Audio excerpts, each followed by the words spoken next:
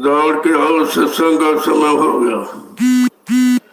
सब लोग सामने आके बैठो। एक एक वचन वाणी को बड़ी सावधानी के साथ सुनो। जब सामने आके बैठोगे तब तुम्हारी समझ में आएगा कि सत्संग किसे कहते हैं। सत्संग कोई कथा वार्ता का नाम नहीं है। सत्संग कोई भाष्य स्पीच प्रवचन का काम नहीं है। सत्संग कोई मनोरंजन नहीं है। ये है संत महापुरुषों की वचन वाणी, जो हम सब जीवों की बहुपार कहानी है। ये जीवात्माएं भवसागर के पार कैसे जाएंगी, अपने मालिक प्रीतम का कैसे दर्शन दीदार करेंगे। प्रेमियों, इस युक्ति का नाम है सत्संग। सत्य माने ईश्वर, संग माने साक्षात्कार। ये जीवात्मा सूरत रो मुद्दतों से अपने मालिक का दर्शन दीदार भूल चुकी है। अब ये कैसे जाएगी, इससे कौन ले जाएगा, कौन पहुंचाएगा, कौन मिलाएगा। उस मिलाने वाले को कहते हैं संत सदगुरु, और मिलाने वाली युक्ति का नाम है सत्संग। ये दोनों चीजें आपको समय से मिली, लेकिन आपने उनकी कदर नहीं की। किसी पुण्य कर्म के कारण संत महापुरुषों के दर पे तो आप पहुंच गए, लेकिन आपने उसकी कदर नहीं की, उसको जाना माना पहचाना नहीं, तो सब धोखा हो गया। और ये इतना बड़ा धोखा है जिसकी पूर्ति रुपए पैसे धन दौलत सामान से आप नहीं कर सकते। सतगुरु दयाल की दया ये रुपए पैसे से मोल नहीं मिलती, और ना ही ये किराए पर चलती है। जब जैसी उनकी मौज मर्जी हम सब कलयुग के जीवों पर हो जाती है, तो अपनी दया की बरसात कर देते। अब यह है उनकी दया की बरसात में कितने जीव टिक पाते, कितने छोड़ के भाग जाते। इसी को कहते हैं छटनी और कटनी। बहुत पहले एक इशारा किया गया था कि बच्चा, जब मेरी संगत बढ़ेगी, जैसी नदी में बाढ़ आती, एक दिन मेरी संगत इसी तरह बढ़ेगी तो छटनी होगी और कटनी होगी। इस पर जो लोग नहीं मान पाए, वचनों को नहीं समझ पाए, इशारों को नहीं जान पाए, तो कुदरत चटनी भी करेगी। कहा था जब मेरी संगत बढ़ेगी तो मैं एक छोटी सी परीक्षा लूंगा। मैं देखूंगा कौन मेरा आशिक है, कौन मेरी गद्दी संपत्ति धन दौलत जमीन जायदाद मान सम्मान का आशिक है, कौन मेरा चेला है, कौन मेरे चेलों का चेला है, कौन गुरुमुख है, कौन मनमुख है, कौन सत्संगी है, कौन संसारी है, कौन भजनानंदी है, कौन विषयानंदी है। कहा मैं इतने टेस्ट लूंगा। आज हमारे आपके सबके टेस्ट हो रहे हैं। अब अपने आप में घूम के देखिए कि गुरु पर तुम्हारे में आस्था कितनी है, गुरु में विश्वास कितना है, उनके वचनों में श्रद्धा और सेवा भाव कितना है, कितना आप गुरु को पहचान पाए, मान पाए। ये सब चीज जानकारी आपको पहले से दी गई थी कि ताकि कोई प्रेमी, कोई जीव किसी के बहकावे में ना आवे, इस सच्चाई को समझ ले। लेकिन आपने कोई वचनों को पकड़ के रखा नहीं और मानव जीवन में आप उतारा नहीं, और नाम की कमाई आपने की नहीं, इसीलिए वो शंका संदेह बोल ब्रह्म में सब चलेगा। कितना भारी नुकसान आप अपना परमार्थित किया। ये चीज मिलती कहाँ है। 3 युग निकल गए, सतयुग त्रेता द्वापर, 4500 5000 वर्ष कलयुग के निकल गए। कहा तुमको कोई रास्ता बताने वाला नहीं आया।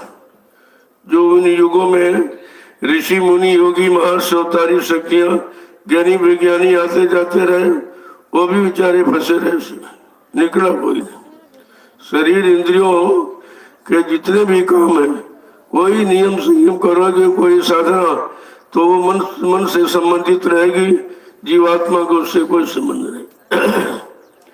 इसीलिए कोई राजा बन गया, कोई महाराजा बन गया, कोई धनी मानी गरीब बन गए, ये तो हुआ, लेकिन जीवात्मा नहीं। यहाँ तक कि ब्रह्मा जी अपने ब्रह्मलोक का सुख आनंद उठा ले, उनकी जीवन की नगर पहुंची। भगवान विष्णु विष्णुलोक का सुख आनंद उठा रहे, उनकी जीवात्मा जगी नगर पहुंची। भगवान शंकर शिवलोक का सुख आनंद उठा रहे, उनका तीसरा नेत्र तो खुल गया, लेकिन आगे का रास्ता बताने वाला कोई संत सदगुरु नहीं मिला, वो भी अपने देश तक सीमित रह गए। राम साकेत लोक का सुख आनंद उठा रहे, उनकी जीवात्मा जगी नगर पहुंची। कृष्ण भगवान गोलोक का सुख आनंद उठा रहे, उनकी जीवात्मा जगी नगर पहुंची। देवी देवता देवलोक का सुख आनंद उठा रहे, उनकी जीवात्मा जगी नगर पहुंची। क्यों? जीवात्मा को जगाने का अधिकार केवल संत सदगुरु को है और किसी को नहीं, और इन युगों में वो आए नहीं थे। तो जीवात्मा तो ब्रह्मा जी में, विष्णु में, शिव में, वही तुम्हारे में है, अंतर कुछ नहीं। तुम ये भाग्यशाली हो कि तुमको सदगुरु मिल गया और उनको मिले नहीं। देखो कितने बड़े भाग्यशाली कलयुग के युग। इसीलिए महापुरुषों ने कहा कलयुग समनयान युग जो नरकर विश्वास। कलयुग के समान जीवात्माओं के लिए अच्छा कोई युग नहीं, लेकिन अगर संत महापुरुषों के वचनों पर और उन पर आपको विश्वास हो जाए। बिन विश्वास न कौन सिद्धि, बिना विश्वास के कोई काम सिद्ध नहीं होता। कितनी बड़ी चीज हमें आपको मिली जो ऋषि मुनियों को नहीं मिली। हजारों वर्ष तपस्या जंगल में करते रहे, शरीर को सुखा दिया, हड्डियां गला दी, लेकिन संत महापुरुष नहीं मिले और ना ही उनको नामदान मिला। कलयुग कालयुग कितना बड़ा भाग्यशाली, लेकिन आपने अपने भाग पर पत्थर गिरा लिया। आपने इस बात को समझा नहीं कि संत महापुरुषों का आगमन क्यों हुआ, किस कारण आए, किस काम के लिए आए, कहाँ के लिए आए। यही तो जानकारी आपको सत्संग में करनी चाहिए थी। जिस सम्राट दाता दयालु ने 10 जुलाई 1952 से 2012 तक हमें आपको सुनाया, समझाया, चिताया, जगाया और होश में लाके खड़ा किया। अच्छे बुरे पाप पुण्य की पहचान बताई, माँ बहन बेटी बहू की पहचान बताई और नाम दान देकर हम सब जीवात्माओं को अपने घर जाने का रास्ता बताया। ये काम किसी ने नहीं किया। सृष्टि में इतने आए, लेकिन ये काम किसी ने नहीं किया। फिर भी हम समझ नहीं पाए। अपने समृद्ध मालिक को, अपने शुभचिंतक को, अपने रहबर रहनुमा को अपने आपने पहचान नहीं पाया। बस यही सबसे बड़ी भूल हो गई। इस भूल का कितना बड़ा खामियाजा भोगना पड़ रहा कि सब दर की ठोकरें खा रहे, कोई संभाल करने वाला नहीं है। तो जिन सतगुरु दाता दयालु की शरण और चरण छोड़कर आप जहाँ गए हो वहां कुछ मिला है? कुछ मिला? इतने दिन हो गए, 8 वर्ष तुम्हारे खराब हो गए। क्या मिला आपको? जो वहां मिल रहा था यहाँ मिल रहा। यही आपको सोचना है कि जो चीज हमें वहां सतगुरु दयाल के चरण शरण में मिलती थी, वो चीज हमें कहाँ मिलेगी? इसी की हमें आपको तलाश करनी चाहिए। इसी को खोज करें। गुरु कोई खोज करो भाई, बिन गुरुराह कोई नहीं पाई। ऐसे समृद्ध सदगुरु की खोज करो जो हमको रास्ता दे दे, हमारे घर जाने का रास्ता दे दे, बता दे, सहयोग कर दे, पहुंचा दे। हमको तो ऐसे समृद्ध सदगुरु की आवश्यकता है। अब ये सब भूल गए। इसलिए इस सत्संग का एक एक वचन सुनो बड़ी गंभीरता के साथ। जब सुनोगे तो तुम्हारी सोच में सब आ जाएगा। लेकिन सत्संग के बिना कोई कहम जान जाएगी तो कुछ नहीं जानेगा, कुछ भी नहीं समझ सकता। क्योंकि पहले युगों में तो कथा वार्ता सुनाई जाती थी शरीर इंद्रियों के अच्छे कर्म के लिए, कि जब अच्छे कर्म करोगे, शुभ कर्म करोगे तो शरीर इंद्रियां पाक साफ निर्मल रहेगी। जब संत महापुरुष आएंगे तो उनको मेहनत कम करनी पड़ेगी कि पाक साफ जीव मिलेगा तो फट से जगा देंगे उसको। लेकिन यहाँ सब गंदे बनेगा, सब गंदे। हमारे दृष्टिकोण से तो कलयुग का जीव सबसे अच्छा होना चाहिए। क्यों? कलयुग के जीव के सामने 3 युगों का अच्छा इतिहास है। सतयुग का, त्रेता का, द्वापर का। अच्छी उम्र वालों का, अच्छे त्याग संयम पालन वालों का, अच्छा खान पान करने वालों का, अच्छी संग सोबत करने वालों का, अच्छे कर्म करने वालों का इतिहास है। लेकिन कलयुग का जीव सबसे ज्यादा खराब। इसका मतलब हमने आप में किसी युग की शिक्षा नहीं, उसको समझा नहीं। किसी युग की साधना को अगर समझ लेते हैं तब भी हमारा ये शारीरिक काम जो है पूरा हो जाता। सब पाक साफ निर्मल पवित्र बने रहते हैं और संत महात्माएं उनको थोड़ी मेहनत करनी पड़ती, भर से साफ सुथरे जीव मिलते हैं, भर से उनको नाम दान दिया और भर से नाम की कमाई करा के भर से उनको घर पहुंचा दिया। लेकिन हम सब इतने गंदे हो गए कि कलयुग सबसे ज्यादा गंदा। अब इसीलिए मेहनत करनी पड़ रही है कि इसको कैसे जगाया जाए, अच्छे बुरे कर्मों की पहचान कराई जाए, तब ये जानकारी उसको होगी, फिर इसको नाम का रास्ता दिया जाए। जब नाम की कमाई करेगा तब कुछ समझ में आएगा। तो इसीलिए संत महापुरुषों ने हम सब कलयुग के जीवों के लिए 3 आधार रखे, सत्संग करो, सेवा करो और भजन करो, इसके अलावा कोई रास्ता नहीं। अब ये तीनों रास्तों की जानकारी कहाँ दी जा रही है, कौन दे रहा है, इन तीनों रास्तों पर कौन चल रहा, कौन चला रहा, चलाने की शिक्षा दे रहा, यही जानकारी आपको करनी चाहिए थी। आखिरकार ये लीला क्यों हुई, क्या जरूरत पड़ गई उसकी। जब वह अध्यापक बच्चों को पढ़ाता है तो साल में 3 परीक्षाएं होती, त्रैमासिक, खंडमासिक, वार्षिक। तब समझ में आता कि बच्चा होशियार है, हमारे इल्म ज्ञान को इसने लिया है। बिना परीक्षा के तो समझा नहीं जा सकता।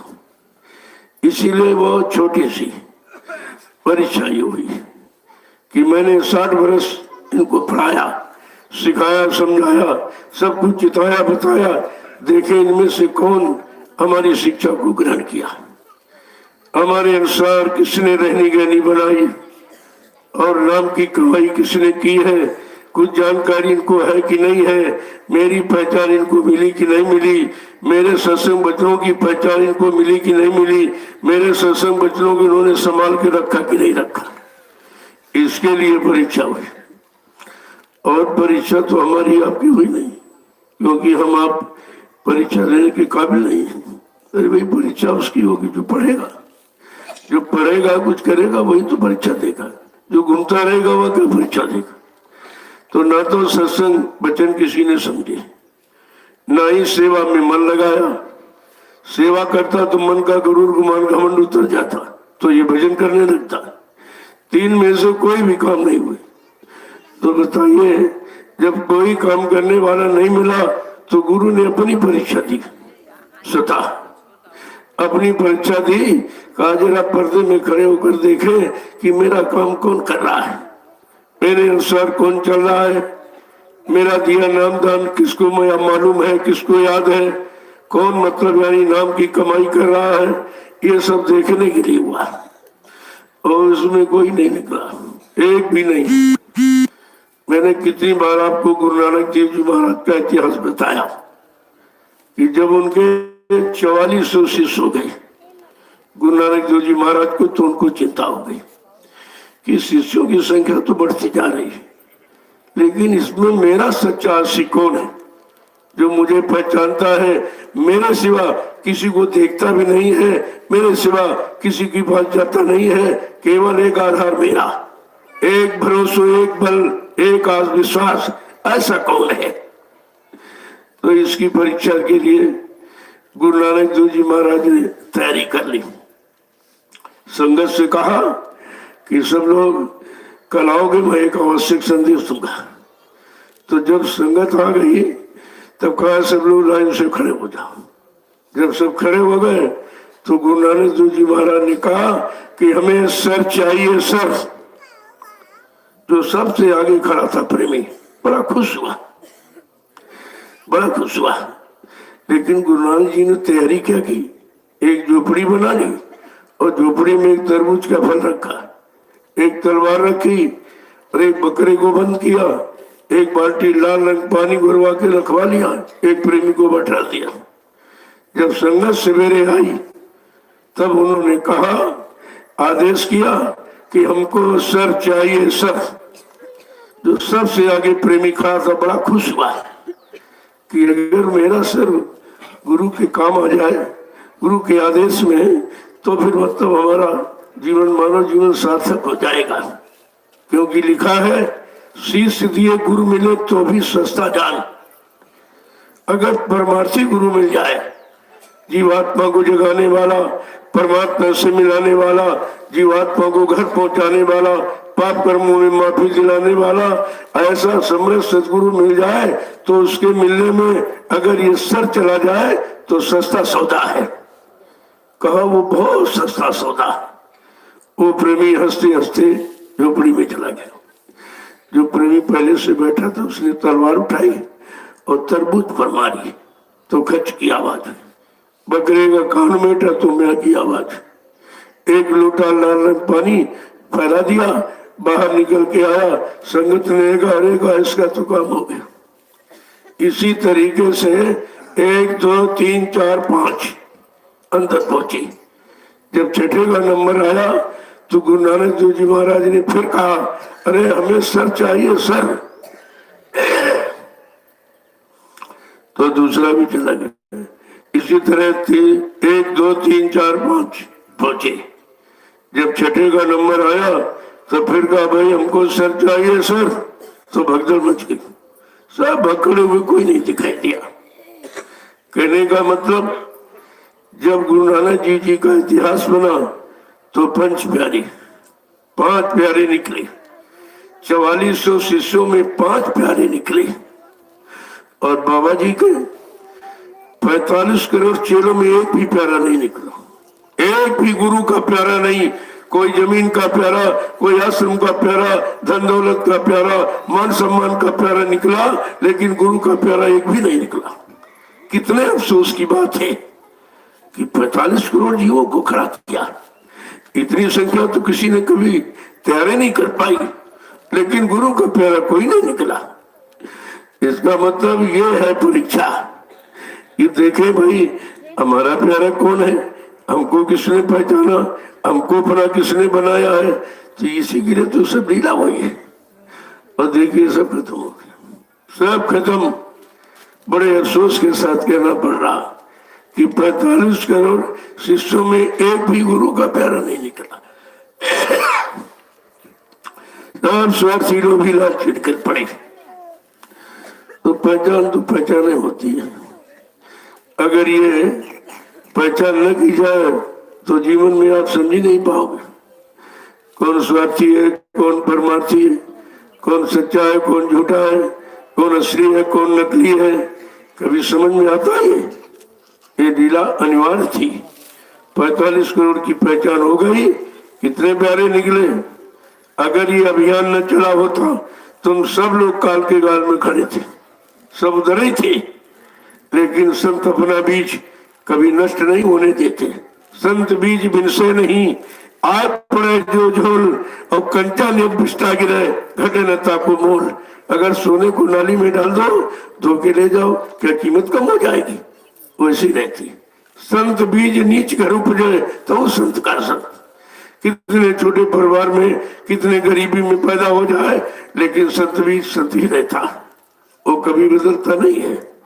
तो ये सब चीजें आपको समझनी चाहिए थी। इसीलिए इतने दिन सत्संग किया, लेकिन असर कुछ नहीं हुआ। कोई असर नहीं सत्संग का। किसने सुना और किसने समझा और किसने समझकर अपने जीवन में उतारा, ऐसा तो कोई मिला ही नहीं। अगर ये अभियान न चलता तो कुछ नहीं होता। देखो धीरे धीरे धीरे धीरे कितनी मेहनत की गई। जब मैं निकला 28 मई 2012 को, घटना है 18 मई 2012 की, मैं ठीक 10 दिन बाद निकल पड़ा और 500-700 प्रेमियों को लेकर मैं दिल्ली पहुंच गया कि एक बार सरकार को भी जानकारी दे दी जाए बाबा जी के बारे में। उसको भी देखेंगे, हमको मालूम ही नहीं था। तो मैं वहां पहुंच गया। प्रेमियों ने गृह मंत्री और मतलब यानी प्रधानमंत्री को, इनको उन्होंने मतलब यानी प्यार किया, उनको ये दिया, ज्ञापन दिया एक, और उन्होंने रिसीविंग करा ली। मैंने 1.5 घंटे मीडिया से वार्ता किया।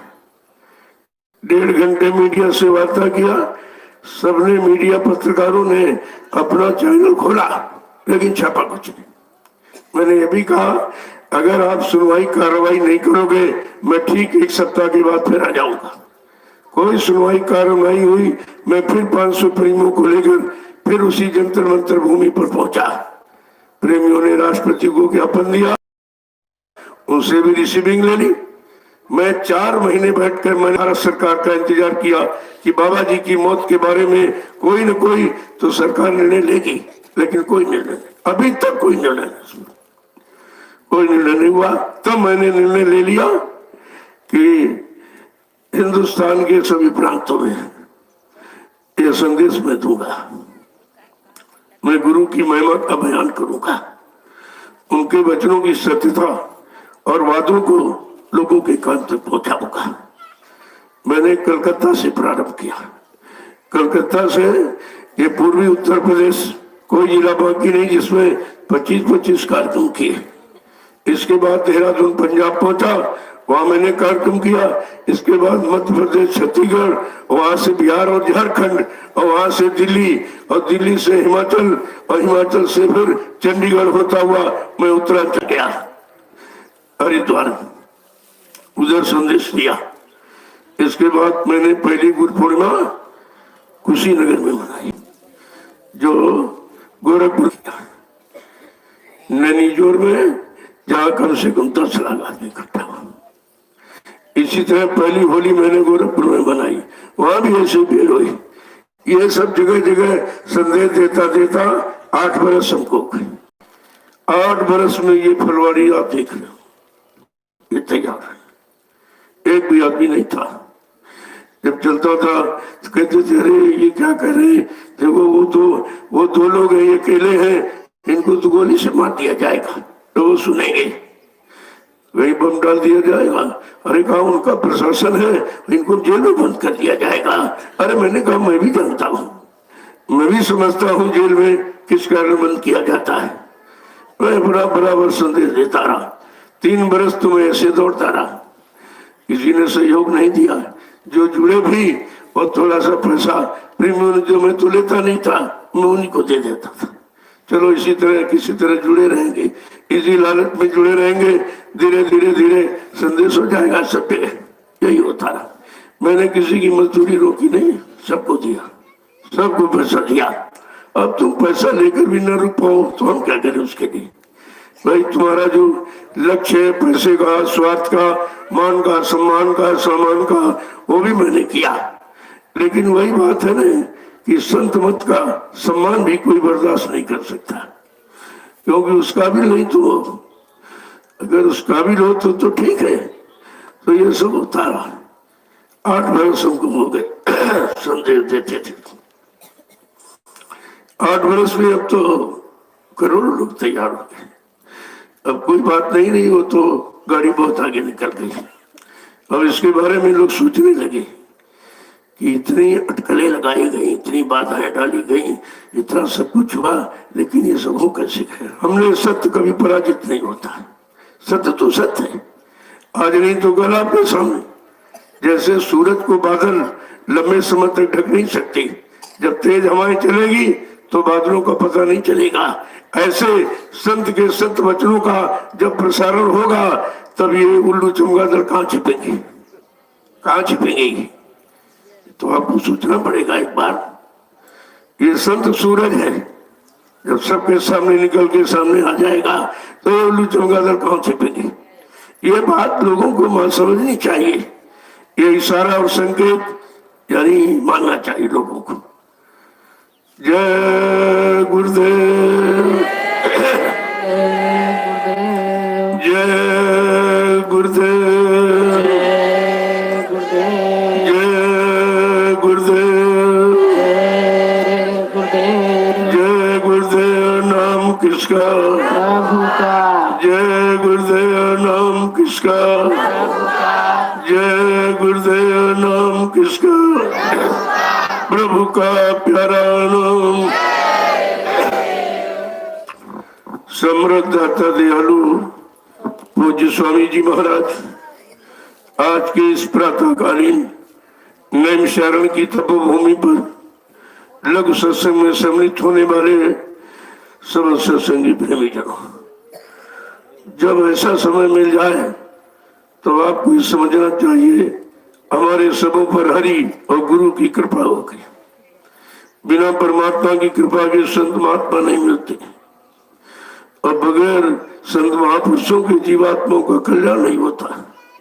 ये दोनों चीजें सत्य है, लेकिन आपने समझ नहीं पाया, बच्चों को अपने अंदर धारण नहीं कर पाया और सब बेचारे इधर उधर भटके।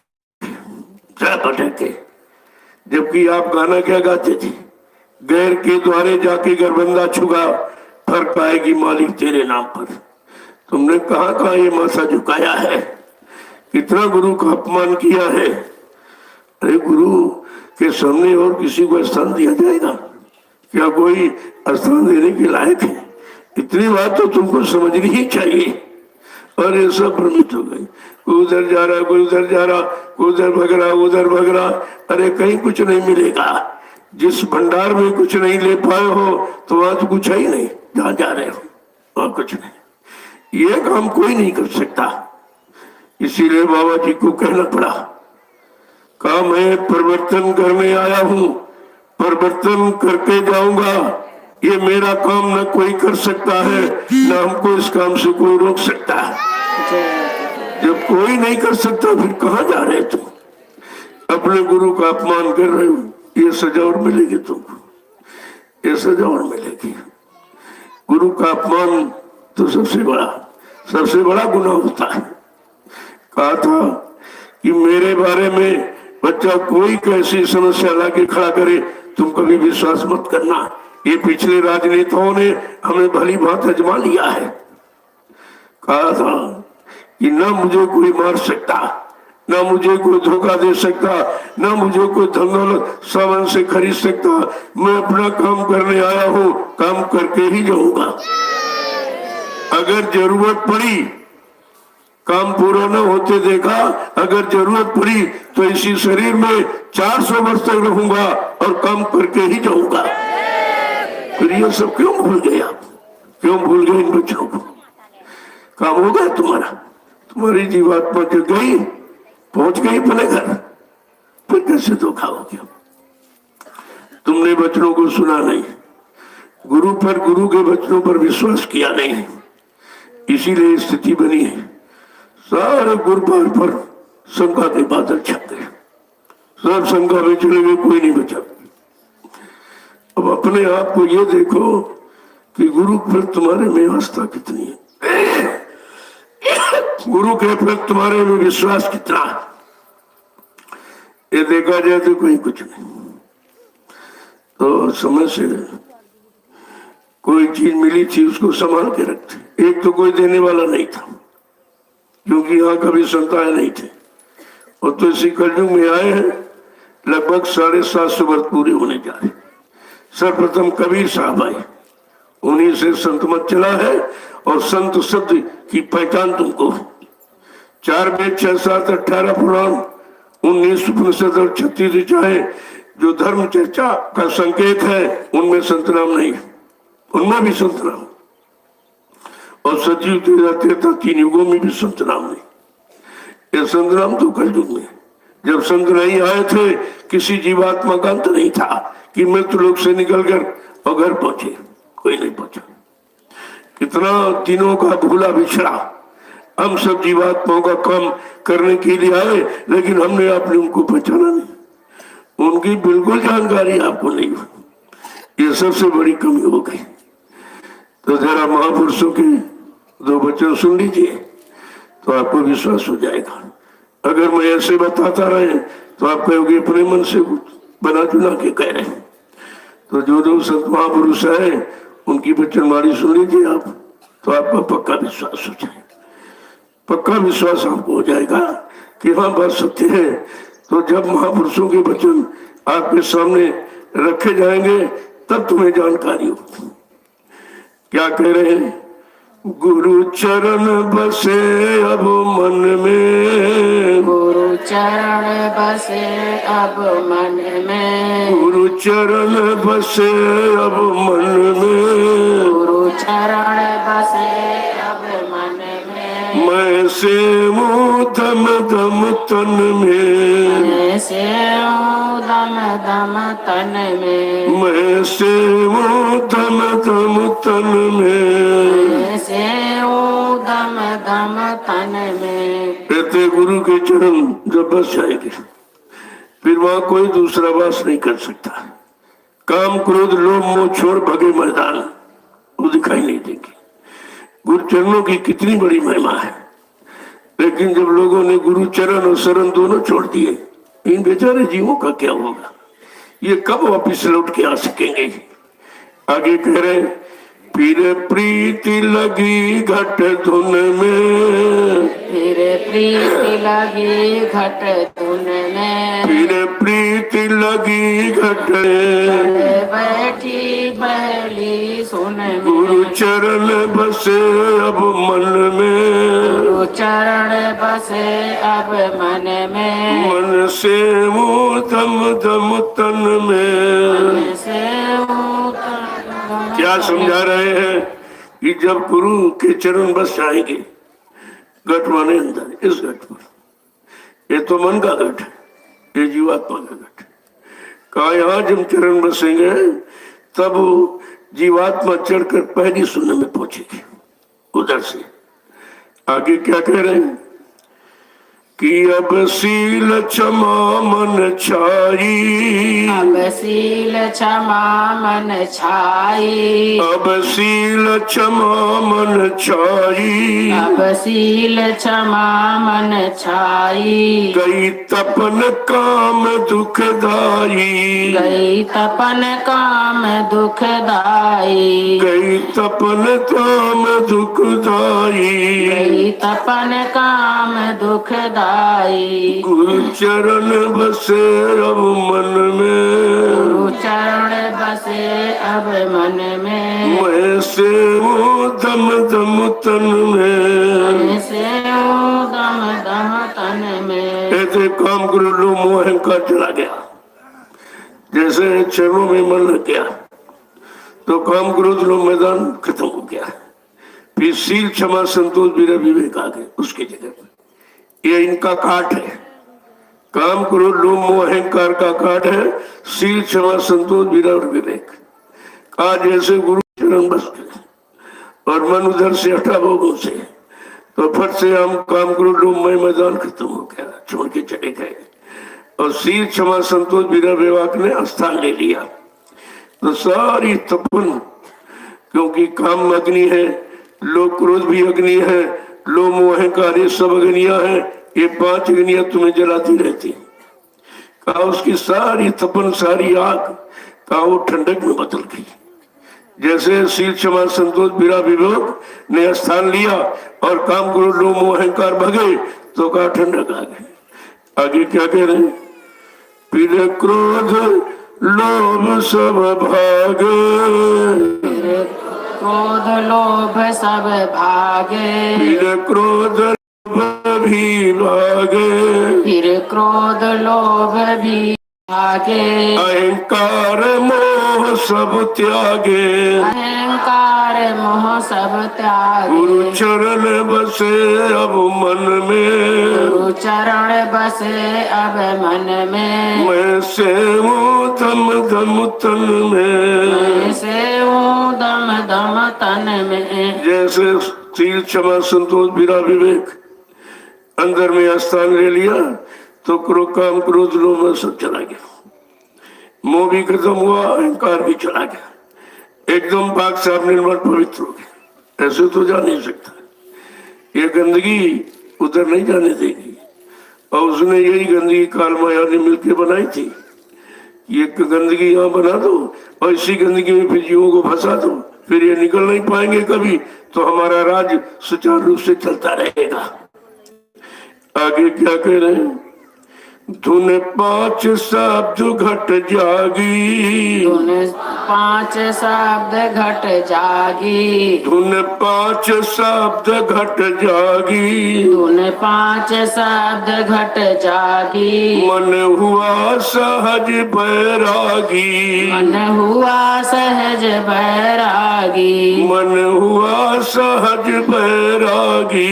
मन हुआ सहज बैरागी। गुरु चरण बसे अब मन में, गुरु चरण बसे अब मन में। मैं से वो दम दम तन में, मैं से हूँ दम दम तन में। देखो गुरु की चरण शरण का कितना महत्व। ये सब गंदगी निकल जाती है जहां मन चरण शरण में पहुंचा, यानी पकड़ा और श्रद्धा सेवा भाव जगी, तो ये सब गंदगी खत्म होने लगती है।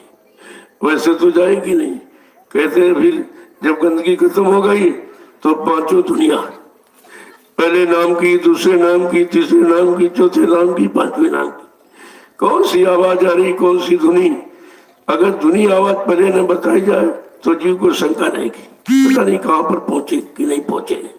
तो कहा कि जब क्रमवार स्टेप बाय स्टेप जब ये आवाज आपको सुनाई देने लगेगी तब तुम्हें पता चलेगा अब मैं किस स्थान पर पहुंचा हूं। पहले स्थान की आवाज, दूसरे स्थान की आवाज, फिर तीसरे स्थान की आवाज, फिर चौथे नाम की आवाज, फिर पांचवें स्थान की आवाज। इसीलिए नामदान के वक्त ये पहले ही सब बता दिया गया कि जब तुम करोगे तो ये सब मिलेगा। तो कोई शंका न हो जाए तुम बीच में, तो शंका समाधान के लिए पहले ही रास्ता आपको साफ करके बताया। जब ये जीवात्मा अपने उधर चलेगी तो ये सब चीजें मिलेगी, ये सब चीजें इसी घट में सब सुनाई देंगी आपको। जब सुनाई देगी तब इधर से मन एकदम बैरागी हो जाएगा, सब त्याग देगा, सब छोड़ देगा, क्योंकि इतनी अच्छी दुनिया यहाँ ही नहीं। ये जो बाजे आप बजाते हो ये तो नकल है। जब नकल को अच्छा लग रहा तो असल कितना अच्छा होगा। यही तो पहचान कराने के लिए, ये बाहर में सब प्रमाण देने के लिए यानी ये सब बनाया गया। लेकिन लोग नकल में ही फंसे, असल की तरफ बढ़े नहीं। असली बाजा सुनते तो और कुछ आनंद था। तो ये सब बताने समझाने के लिए सब उपकरण आपको दिए गए। जैसे विद्यार्थी जब स्कूल जाता तो अध्यापक ने क्या किया, एक ब्लैक बोर्ड पर एक गाय का चित्र बना दिया, गाय का चित्र। अब वो अगर बच्चे ने कहा क्या यही गाय दूध देने वाली है, कहते नहीं, दूध देने वाली गाय का चित्र है, दूध देने वाली गाय का चित्र है, ये गाय देने वाली नहीं है। इस तरह से समझाने के लिए महापुरुषों ने सब रखा और सत्संग के द्वारा सब बताया गया कि जब तुम्हारी नामदान मिल जाएगा और नामदान जब तुम अमल करोगे और उसका नाम की कमाई शुरू करोगे तो ये सब तुमको मिलेगा। अगर ये मिले तो डर मत जाना, शंका मत करना, ये समझना कि हम सही रास्ते से जा रहे, हमको पहचान मिल रही है। आगे क्या कह रहे कि गुरु कृपा सूर उगाना, गुरु कृपा सूर उगाना, गुरु कृपा सूर उगाना, गुरु कृपा सूर्य उगाना। अब हुआ जगत बेगाना, अब हुआ जगत बेगाना। देखो कितनी बार कहते गुरु कृपा से ये प्रकाश, सूरज में पानी प्रकाश है। जब प्रकाश मिला तो सारा अंधेरा गायब हो गया, सारा अंधकार खत्म हो गया। जब अंधकार खत्म हो गया तो सारा संसार एकदम वीरान दिखाई दे रहा। अरे इधर कुछ नहीं है, हम तो ऐसे ही फंसे पड़े थे, मालूम नहीं था ये तो सब यहाँ कुछ नहीं। यहाँ तो मिलोनी रचना है, सूर्य निकलता है डूब जाता है, चंद्रमा निकलता है डूब जाता है, ये तो मिलोनी रचना है। लेकिन जहाँ अब ये चल रही है तो देख रही अखंड प्रकाश, न कभी धीमा होता है, अनवरत एक समान रहता है। तब इधर से मन बिल्कुल बहराव हो जाता है। करे से झूठा था, मैं तो झूठे में फंसा था, झूठ की जानकारी नहीं थी। लेकिन जब गुरु की शरण में आया और गुरु की कृपा हुई और तब ये ज्ञान मिला है और ये प्रकाश देखने को मिला तो सारा यानी संसार छूट गया। आगे क्या कह रहे हैं कि घट बैठी तारी लाई, घट बैठी तारी लाई, बाहर की क्रिया दूर बहाई, बाहर की क्रिया दूर भगाई, बाहर की क्रिया दूर भगाई। बाहर की क्रिया दूर भगाई। अब जब घट में चला, इधर बाहर पहले घूम रहा था मन, जब घट में उधर चला और जीवात्मा के साथ हो गया, तब दोनों कहते उधर जब चले तो बाहर की सारी क्रिया दूर हो गई। जो फंसे थे कर्मों के जाल में, भोगों के जाल में, कहा ये सब क्रिया दूर हो गई। समझ में आ गया कि भाई ये झूठा था, ये तो फंसाने के लिए उसने बनाया था, हमको यहाँ से निकलना चाहिए। अगर गुरु की कृपा ना होती और रास्ता न दिया होता तो यहाँ कोई निकल ही नहीं पाता, सब यही फंसे रहते। तभी तो कहा है समझाने के लिए कि अगर संत न आते जगत में जर मरता संसार, गिरी बदरिया पाप भी बरस रहे अंगार, और संत न आते जगत में तो जर मरता संसार। अगर संसार यानी मैं संत महापुरुष न आए होते तो हम सब जीवात्माओं को यहाँ से जाने का कभी मौका ही नहीं मिलता। इसी जन्म मरण के चक्कर में फंसे रहते। देखो कितने युगों का भूला बिछड़ा कार्य जीवात्मा का करने के लिए आए, लेकिन हम उन्हीं को नहीं समझ पाए जो मेरे लिए आए, मेरे जीवात्मा के कल्याण उद्धार के लिए आए, हम उन्हीं को नहीं समझ पाए। आगे क्या समझा के कह रहे कि गुरु अद्भुत सुख दिखलाया, गुरु अद्भुत सुख दिखलाया, गुरु अद्भुत सुख दिखलाया, गुरु अद्भुत सुख दिखलाया। महिमा जाति न गाया, महिमा जात न गाया, गुरु चरण बसे अब मन में, गुरु चरण बसे अब मन में, मैं से दम दम तन में, से दम दम तन में। आज जब मन गुरु के चरणों में बस गया तो गुरु ने अद्भुत लीला दिखाई जो यहाँ कहीं नहीं थी। तीन लोग में भी ये सुंदरता लीला नहीं है, ये सब दिखाई और दिखा करके कहा कि ये महिमा कैसे बखान की जाए। ये तो यहाँ कोई कर ही नहीं सकता था ये काम, जो गुरु ने दया कर दिया, उनकी कृपा हो गई और इतना सुख आनंद दिखाया जो यहाँ कहीं मिलता नहीं था। आगे क्या करें कि जग जीव अभागी सारे, जग जीव अभागे सारे, जग जीव अभागी सारे, जीव अभागी सारे, नर देही यही हारे, नर देही यही हारे।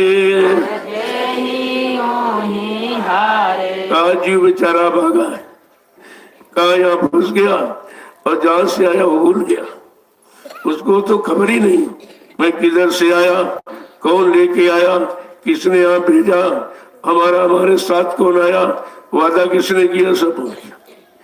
जबकि जीवात्मा पाक साहब निर्मल है, उसका यहाँ से कोई सरोकार नहीं, फिर बेचारी क्यों दुख पा रही, फिर दुख क्यों पा रही, कहा संग दोष के कारण। जब साथी गलत बना लोगे, मानो चोर के साथ आप साथी बना लिया चोर, और चोर पकड़ा गया तो तुमको भी पकड़ लिया जाएगा। तुमको नहीं हम चोरी नहीं करते तो कहते भी चोर के साथ क्यों रहते हो, इसके साथ क्यों रहते हो, जो सजा चोर को वही उसको मिली। ये है संग दोष।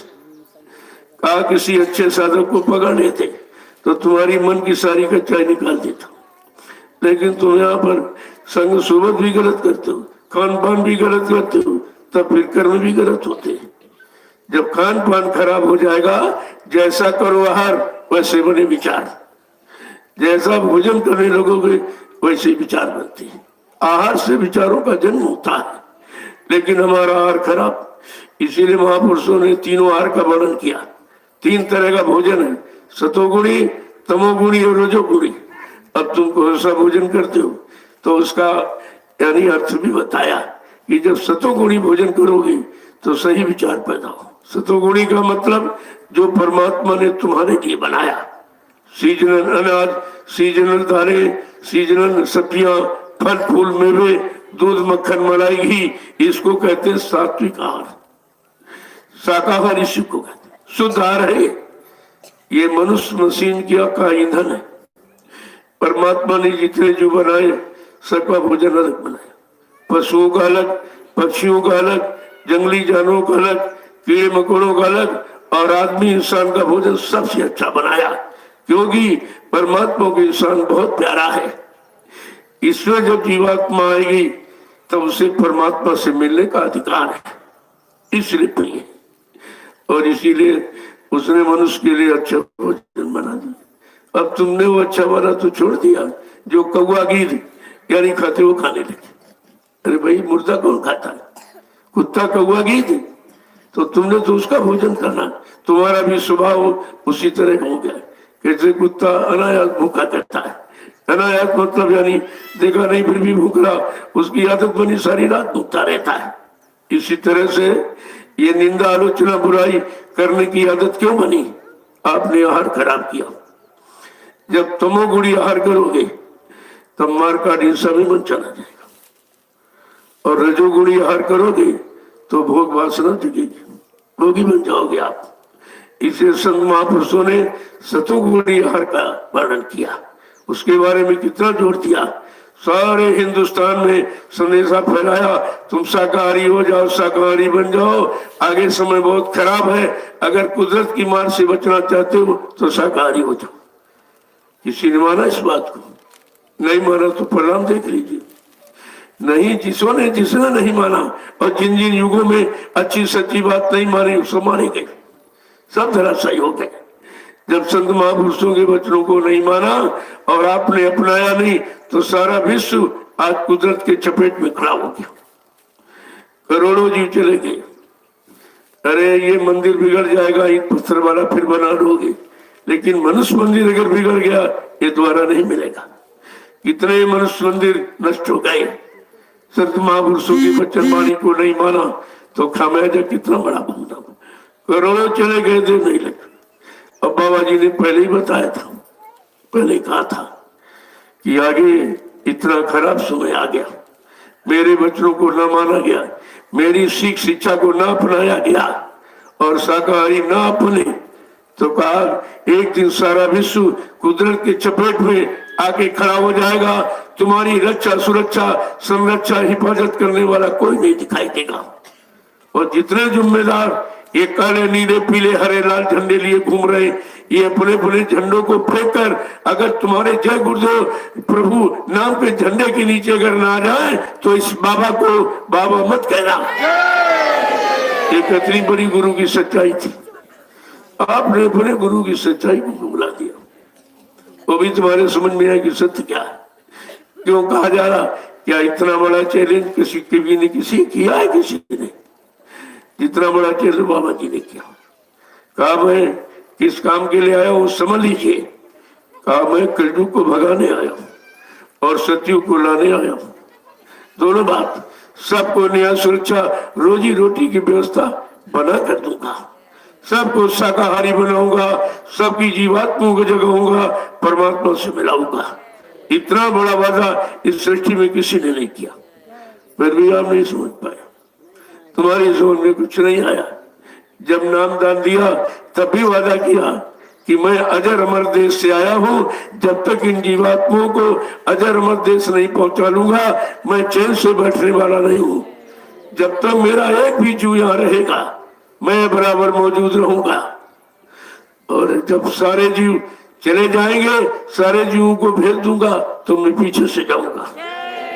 ये सब कहां चला गया? ये वचन कहां चले गए?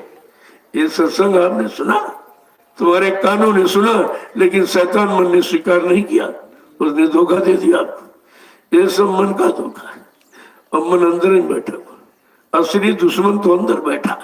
तुम कहो पड़ोसी नहीं ठीक है, वो नहीं ठीक, ये कह रहा, वो कह रहा। तुमने कभी आज तक ये स्वीकार किया कि मेरा मन ही खराब हो? ये खराब ही क्यों देख रहा? ये निंदा बुराई क्यों लगा? ये अच्छी बात क्यों नहीं समझता? अच्छी बातें नहीं समझ में आएगी और बुरी बातें धर लेते अंदर, उनकी याद रहेगी लेकिन ये वचन बुला देंगे आप। कारण तो यही है कि हम सब दुख में क्यों चलेगा। जिन्होंने कहा था और आपने प्रचार भी किया था कि सच्ची सुख शांति जय गुरुदेव नाम से मिलेगी और विश्व को सच्ची सुख शांति इन्हीं के द्वारा मिलेगी। अब उन्हीं को कहते मर के चले गए तो विश्व को सुख शांति कौन देगा? है कोई ऐसा जो विश्व के सारे खुद ही नहीं सुख शांति उसमें, न उसमें है, न उसके परिवार में है, न समाज में है, न देश में, कहीं नहीं, तो सुख शांति देगा कौन? यही तो अहम प्रश्न है। अगर ये सारे प्रश्न मैंने खोल के सारे प्रश्न रखे 8 साल मैंने यही किया कि वादा किया, ये संकल्प लिया, ये प्रतिज्ञा की, ये सब कहाँ चली गई? क्या गुरु झूठे थे? क्या झूठ बोलने वाले को आपने गुरु बनाया था? क्या जो कहा बच्चा नामदान, ये क्या गड्ढे में ढकेलने के लिए दिया था? नामदान की महिमा क्या है? आज इसको नामदान दे दिया, भजन कर ले तो ठीक है, अगर नहीं करूंगा तो मैं 7 जन्म तक पीछा करूंगा। सिंह दहन सतगुरु गहन, केला फरे एक बार और त्रिया तेल हमीर हट चहन दूजी बार। एक बार जिसको पकड़ लेते हैं छोड़ते नहीं है। कहा था मैं, जिसको एक बार देख लेता हूँ कभी भूलता नहीं हूँ, जिसको पकड़ लेता हूँ कभी छोड़ता नहीं हूँ। तो तुमने क्या किया? तुम्ही ने गुरु को छोड़ा है, उन्होंने थोड़ी तुमको छोड़ा, तुमने छोड़ी। हमने आपने छोड़ दिया गुरु को। जब छोड़ दिया तो स्थिति देख लो, कहाँ बैठे हो, कहाँ बैठे हो। कितनी मुसीबत आपत्तियों का संघर्ष का सामना करना पड़ रहा गुरु वचनों को न मानने पर और गुरु को न समझने पर। इतना भारी खामियाजा भोगना पड़ा। ये सब जानकारी आपको रखनी चाहिए थी और आपने कोई जानकारी रखी नहीं। अगर ये वचन और वादे सदगुरु के आपके पास होते तो कोई स्वार्थी लोभी लालची तुम्हें बहका नहीं सकता, भरमा नहीं सकता, अपने स्वार्थ लोभ लालच में फंसा नहीं सकता था। अगर ये तुम्हारे पास वचन होते और उनसे पूछते कि तुम क्या कलयुग को भगा सकते हो, सज्जू ला सकते हो, क्योंकि तो बाबा जी ने ये कहा था। अगर तो उनसे पूछो, एक कह रहा कि बाबा जी हमको वसीयत कर गए, एक कह रहा बाबा जी हमको नाम पावर दे गए, तो उनसे पूछो कलजू भगाना सज्जू लाना ये किसको कह गए? ये किसको कह गए? जीवात्माओं का कल्याण, सबको नामदान यानी दिया, जीवात्माओं का कल्याण करूंगा। जब तक जीवात्माएं घर नहीं पहुंच जाएगी मैं मतलब यानी मानव चूल्हे को छोड़ने वाला नहीं हूं, ये क्यों कहा? ये कौन सिद्ध करेगा? अगर ये सारे वचन आपके पास होते तो तुम अपनी जगह नहीं छोड़ते। कहा था पड़े रहो दरबार में, धक्का धनी के खाओ, अब कबहू दीन दयाल के भनक पड़ेगी। कहा तुम दरबार में पड़े रहना, खड़े रहना, अड़े रहना, कभी न कभी मालिक की दया हो जाएगी। लेकिन कोई खड़ा नहीं, ना कोई खड़ा रहा ना कोई पड़ा रहा, ये सब भक्त खड़े हुए। तब कोई इधर चला गया, उधर चला गया, उधर चला, दरबार सबने छोड़ दिया। अरे दया दरबार में है, सुरक्षा दरबार में है, माफी दरबार से मिलती है। दरबार जिस पर बार बार आओ और हर बार दया मिले, हर बार लाभ मिले, उसे दरबार कहते, तभी कहते हैं सच्चा दरबार है। लेकिन बात तो समझ में कुछ नहीं आई। इतने दिन सुनते रहे हो लेकिन कुछ नहीं। आपने मथुरा में कितना समय दिया? 10 जुलाई 1952 से 2012, 60 साल समझाने का काम किया। सारे देश में भी घूम घूम कर, और मथुरा केंद्र था, वहीं से सब प्रसारित किया गया। आज क्या हो गया? आज क्या हो गया?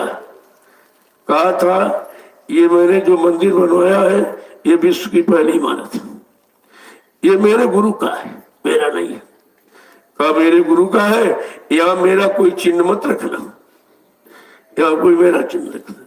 इन लोगों ने क्या किया? वहीं पर समाधि बनाने लगी, जिंदा में समाधि।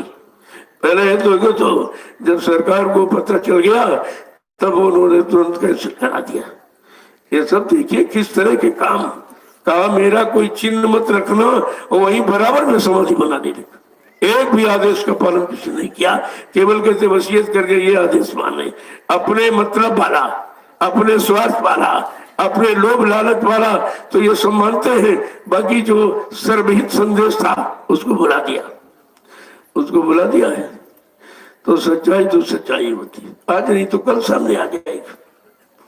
लेकिन कोई ये कहे हम इस सच्चाई को यानी मतलब उभरने नहीं देंगे, तो ऐसा कोई पैदा नहीं हुआ। सत्य कभी पराजित होता ही नहीं। हाँ, कुछ समय तक परेशान कर सकते हो लेकिन कभी पराजित नहीं होता। ये सब बातें ध्यान में रखनी चाहिए थी।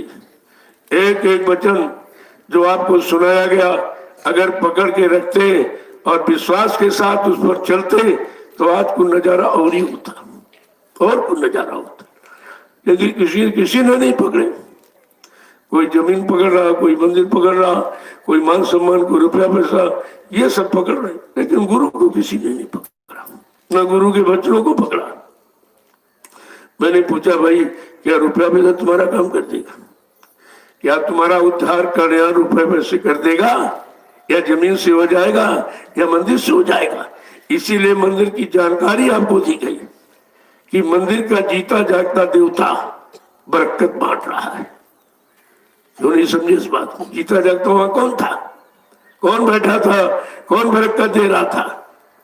ये भी बात आप भूल गए। तू मंदिर को पकड़ लिया, अरे वो तो जड़ है। जब जड़ में कोई चेतन बैठेगा तो चेतन काम कराएगा, जड़ नहीं काम कराएगा। वो तो माध्यम बनाया था कि लोग जड़ में कितने युगों से फंसे पड़े, तो एक बड़ा मंदिर सबसे बना दिया लोगों को वहां बुलाने के लिए, फिर वहां से संदेश देने के लिए। फिर उनको वहां से संदेश मिलेगा, तब वो जड़ को समझ जाएंगे, चेतन को भी समझ जाएंगे, जड़ को भी समझ जाएंगे। लेकिन बात वो भी कुछ नहीं हो पाई। अब कहते हैं हम तो मंदिर की वजह से जाते हैं। तो मथुरा जाते थे कि मंदिर जाते थे कि गुरु के पास जाते थे? इतना भी नहीं समझे। अरे हम सब गुरु के पास जाते थे। मथुरा तो बहुत पुरानी कंस के समय की। क्या मथुरा आप जाते थे? क्या मंदिर से कुछ लेते थे? देने वाला जो बैठा, और देने वाला कौन था? कहा बरकत बांट रहा है। ये वर्तमान किसके लिए था? कौन वहां था? अब कहते बरकत बांटने वाला मर गया, तो फिर वहां बरकत कौन देगा? कौन देगा वहां बरकत? वहां जाने का क्या लाभ है? मैंने ये बताया, कहते रहे तो आलोचना करते हैं मंदिर की आलोचना। अरे मंदिर की आलोचना थोड़ी होती है। जो तुमने कहा कि वो देवता जो बरकत बांट रहा था वो मर गया, जो मर गया तो बरकत कौन देगा? क्या और कोई बरकत दे सकता, और कोई लाभ दे सकता है? यह समझना चाहिए था। ऐसा वो बात तो समझते नहीं है, अर्थ का अनर्थ करने लगते, समझ में आता नहीं इनकी कुछ। भविष्यवाणी पढ़िए जरा बाबा जी की। कहा महात्मा जी संस्थान को छोड़ देते, वहां जाने से बच्चा कोई आध्यात्मिक लाभ नहीं मिलेगा। स्थान लाभ थोड़ी देगा, जब वहां बैठा होगा देने वाला तो लाभ देगा, तब ये स्थान की महिमा हो जाती। महिमा तो उसके द्वारा होती है जो काम करता है। जिस स्थान से बैठ के काम कर देता है उस स्थान को लोग पूजा करने लगते। असली पूजा तो उसकी है जिसने स्थान को पवित्र बनाया है, जिसके कारण लोग स्थान पर जाते हैं। जब वो कारण ही खत्म हो गया तो स्थान क्या करेगा? ये जानकारी हमें आपको रखनी चाहिए थी। जय गुरुदेव, जय गुरुदेव। आगे महापुरुषों ने क्या लिखा है? चल रहे तू त्रिकुटी घाटी, चल रे तू त्रिकुटी घाटी, चल रहे तू त्रिकुटी घाटी, तू त्रिकुटी घाटी। चढ़ सुन शिखर की बाटी, चढ़ सोन शिखर की बाटी। गुरु चरण बसे अब मन में, गुरु चरण बसे अब मन में। मैं से मुँह दम दम तन में, मैं से हूँ दम दम तन में। कहते जीवात्मा जो गुरु दया से आगे चली, गुरु कृपा से जब आगे चली, आगे का भेद दिया, रास्ता दिया। कहते जब आगे चली तो पहले तो कहाँ पहुंची, समझा के कह रहे हैं कि मतलब यानी त्रिकुटी को पार किया, यहीं पर बैठी हुआ है, उसका स्थान अब कहीं नहीं। मन का स्थान ये है और जीवात्मा का स्थान ये, इसके नीचे कभी नहीं आती हो, क्योंकि नीचे गंदगी है। जो मन गया तो गंदगी में फंस गया, और जीवात्मा बैठ के इंतजार करती है कि मेरा साथी मन कब आएगा कब आएगा। और वो बेचारा भूल गया, इतना फंस गया, एकदम सराबोर हो गया भोगों में। ये भी भूल गया कि इसके साथ में आया था, कोई मुझको साथ लेके आई थी, हमारे लिए किसी ने वादा किया था, वो मेरा इंतजार कर रही होगी, चलो भाई चले मिलके, सब भूल गया। अब जब ये गुरु कृपा हुई और रास्ता मिला, जब सत्संग वचनों को सुना, जब रास्ता मिला, तब कहते कि सबसे पहले वो त्रिकुटी धाम यहाँ से ऊपर चली। ये शरीर का आखिरी नाका है और यहीं पर जीवात्मा बैठी। नीचे तो गंदगी है, यहाँ पर कोई गंदगी नहीं। जब गुरु कृपा दया से नाम का आधार मिल गया तो अब चली। जब चली तो इस नागे को क्रॉस किया तो पहला लोक देवलोक, वहां देवी देवता है, यहाँ नहीं है, वहां है। वहां 33 देवी देवता, 9 करोड़ दुर्गा, 10 करोड़ शंभु आज भी बैठे, वो उनका घर है, वो लोग है उनका। अब जब जीवात्मा वहां पहुंची गुरु कृपा से, गुरु की दया से, तो क्या देख रहे नजारा कि वो ये देवता है, ये देवताओं की असली शक्ल। यहाँ तो नकल बना दी, मिट्टी की, पत्थर की, कागज की, और इसलिए समझाने के लिए, ये समझाने के लिए फिगर तैयार किया कि सत्य की तरफ कैसे ले जाया जाए, तो कोई न कोई नकल बनाई जाए तब तो समझेगा। तो समझाने के लिए वेद व्यास ने ये सर्वप्रथम यानी तरीका निकाला था, और कहा कि इंसान को धर्म के तरफ तो कैसे मोड़ा जाए, कैसे समझाया जाए। तो वेद व्यास जी ने बड़ी बड़ी मूर्तियां, उनकी बड़ी बड़ी आंखें, आज भी खजुराहो जगन्नाथपुरी चले जाओ, वहां नग्न मूर्तियां सब मिलेगी। तो समझाने के लिए फिर सामने खड़ा करते थे, कहा एक टक देखो इनको। स्थिर प्रज्ञता इसी को कहते कि दृष्टि टिकाओ, क्योंकि वेद व्यास त्रिकालदर्शी थे। वो सोच रहे आगे कलयुग आएगा तो संत महापुरुष आएंगे, वो ध्यान की प्रक्रिया बताएंगे, तो पहले से इसको समझा दिया जाए। तो स्थिर प्रज्ञता, इसी को कंसंट्रेशन कहते, एकाग्रता। अब एकाग्रता आ जाएगी तो धीरे धीरे सब काम ठीक हो जाएगा। दृष्टि टिकाने के लिए, क्योंकि ध्यान दृष्टि टिकने पर ही होगा। अगर ये पलक बंद हो जाए तो ध्यान कट जाता है। तो किस तरह से अभ्यास कराया देखो, वहां से शुरू हुआ, त्रेता से ये सब शुरू हुआ, और एक युग पूरा निकल गया द्वापर। कितने पहले समझाए वेद व्यास जी ने कि आगे कलयुग आएगा, सतयुग यानी द्वापर के बाद कलयुग आएगा, और कलयुग में संत महापुरुष आएंगे और उनको वो ध्यान की प्रक्रिया बताएंगे, क्योंकि वो जीवात्मा को जगाएंगे, परमात्मा से मिलाएंगे। लेकिन मैं ये काम नहीं कर सकता, मैं केवल बता सकता हूँ। तो उन्होंने बताया और जीवों को समझाया कराया कि आगे ध्यान की प्रक्रिया चलेगी, और ध्यान ही सर्वोपरि। जैसे आप किसी ध्यान में बैठे हो, कोई चिंता हो, तो लोग सामने से निकल जाएंगे, तो आपसे पूछा जाए कोई गया, कभी हाँ गया तो है लेकिन ध्यान नहीं दिया। क्या कहेंगे आप? हाँ गया है लेकिन ध्यान नहीं दिया। किसी चिंता में हो, कोई आवाज आ रही, सुन भी आप रहे हो, तो कहेंगे भाई कुछ सुना? कहा सुना तो लेकिन ध्यान नहीं दिया। ये ध्यान ही सर्वोपरि है। उसी ध्यान की प्रक्रिया को वेद व्यास जी ने यानी मतलब द्वापर से मजबूत किया, सहयोग किया, क्योंकि उत्तरकालदर्शी थे। वो देख रहे थे कि आगे कलयुग आ रहा है, और कलयुग में गंदगी होगी, लोग गंदा खान पान करेंगे, जिससे उनका देखना सुनना, उठना बैठना, बोलना चालना, करना करा सब खराब हो जाएगा। तो संत महापुरुष आएंगे उस गंदगी को हटाने के लिए। तो उनको ध्यान, भजन और सिमरन तीनों क्रियाएं करानी पड़ेंगी। जब तीनों क्रियाएं करेंगे तब मन शांत होता है। ये मन को नियंत्रण कंट्रोल में करने के लिए सारा आधार मन ही तो है। मनी ने तो आपको खराब किया है, वही पापी बना दे और ठीक हो जाओ तो महात्मा बना देता। देखिए पहले ये मन का खेल है। तभी तो महापुरुषों ने कहा मेरे जीवन का रे मन तू ही सर्वाधार है और इन इंद्रियों का तू ही सरदार है। तू मुझे पापी बना दे चाहे तू धर्मात्मा, तेरे बस अच्छा बुरा कहता मुझे संस्कार है। बड़े बड़े ऋषि मुनियों को डिगा तूने दिया, जिनको इच्छा वासना ने कर दिया लाचार है। इतना समझा के कहा ये मन ही तो करता धरता है और मन को आप समझा नहीं पा रहे, क्योंकि हमको आपको मन समझा रहा, हमको आपको मन घसीटे लिए जा रहा। तुम उसको नहीं घसीट सकते हो, तुम उसको नहीं लाके लगा सकते हो। अब यहाँ बैठे हो लेकिन मन निकल गया, वो उधर चला गया। तो सत्संग सुन रहा लेकिन फिर भी समझ नहीं रहा, उधर निकल गया और कहीं नींद ले आएगा, कहीं कुछ चिंता डाल देगा कि किसी तरह ये वचन न सुन पाए, सतगुरु की शरण में पहली बात जाने न पाए। जब आप सत्संग में चलते हो कितनी बातें, कहीं कह रहे ये शरीर दर्द हो रहा, ये दर्द हो रहा, ये पैसा नहीं है, किराया नहीं है और चले जाएंगे, ये काम बंद हो जाए, वो काम बंद हो जाएगा।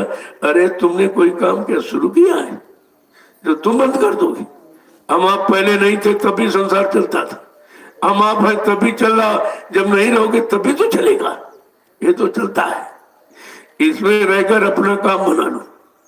तुम इसकी चाल को रोक नहीं सकते, धीमे नहीं कर सकते हो। अगर इसी चाल में जुड़ जाओ तो तुम्हारा काम हो जाएगा।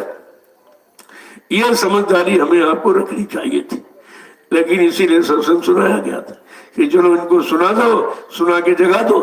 अरे भाई कोई जगाया जाता तो आवाज़ी से तो जगाओगे, ऐसे थोड़ी जगा दोगे। तो इसीलिए सत्संग सुनाया गया, ये सब जाग जाए, ये सब क्षेत्र जाए और अच्छे बुरे की पहचान कर ले, फिर निर्णय ले ले कि हमें कहाँ खड़ा होना, हमें क्या करना है। ये जानकारी के लिए सत्संग दिया गया और किसी ने एक भी वचन नहीं पकड़ा। कान सुनते रहे लेकिन मन ने स्वीकार ही नहीं किया। और खेल है मन का, सुनाया जाता मन को। तुम पड़ोसियों को सुनाते हो, इनको उनको सुनाए, खूब भाषणबाजी की, लेकिन अपने मन को कभी सुनाया था? अपने मन को कभी समझा पाए हो? ये दूसरे के समझाने से तुम्हारा कौन सा काम बन जाएगा?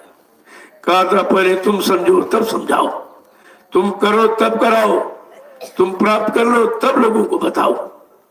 लेकिन कुछ नहीं, सब मनमानी तरीके से 10,000 वक्तान बन गए। जब दूरदर्शी बनी 24 मार्च सन 1980 को अहमदाबाद में दूरदर्शी को जन्म दिया गया। उसका राष्ट्रीय सम्मेलन हरियाणा के करनाल जिले में कालीदास रंगशाला पार्क में 7, 8, 9 फरवरी 3 दिवसीय। और बाबा जी ने कहा मैंने दूरदर्शी को आशीर्वाद दे दिया, ये फले फूलेगी और इसका प्रसाद तुम हिंदुस्तान के सभी विभागों के कर्मचारी अधिकारियों के पास पहुंचा देना। और हमने आपने प्रसाद भी पहुंचाया और प्रसाद की कीमत तुम्हें नहीं समझ पाए। कहा ये फले फूलेगी दूरदर्शी। लेकिन बात यह कि दूरदर्शी की बातें तो समझ में नहीं आई। और 18 बरस पूछा, एक दिन नहीं, 18 बरस आपको दूरदर्शी का प्रचार कराया गया कि लोगों को बता दो दूरदर्शी क्या करेगी, सबकी यानी दुर्दशा को ठीक करेगी। ये दुर्दशा को ठीक करने वाली दूरदर्शी। कहा जो दूर तक देखता है, दूर तक सोचता है, दूर तक समझता है और सबके कष्ट मुसीबत को दूर करना जानता है, वो है दूरदर्शी। यहाँ राजनीति बता नहीं लोगों ने, तब कहता नहीं दूरदर्शी राजनीति नहीं है। 4 आने व्यवस्था और 12 आने अध्यात्म। 12 आने अध्यात्म भी है, केवल 4 आने व्यवस्था। अगर आपके शरीर निरोग हो जाए, परिवार की भी सब ठीक हो जाए और मतलब यानी समाज देश की, तो जहां जाओ वहां बैठ के भजन करोगे। लेकिन जब तक व्यवस्था ठीक नहीं हो कोई नहीं कर सकता। इसी व्यवस्था को लाने का संकल्प है कि मैं सतयुग लाऊंगा। क्यों? सतयुग योगी सब विज्ञानी और करी हर ध्यान तरह भो प्राणी। जब सतयुग आएगा तब लोग भजन करने की योग बने पाएंगे। और तब तक आपको सिखाया जा रहा, ट्रेन किया जा रहा, शाकाहारी हो जाओ, सदाचारी हो जाओ, ब्रह्मचारी बन जाओ। तो धीरे धीरे जब तुम मजबूत हो जाओगे तो ये जीवात्मा जगाने का काम तब होगा। इसलिए अभी तो अभ्यास कराया जा रहा, ये ट्रेनिंग चल रही है।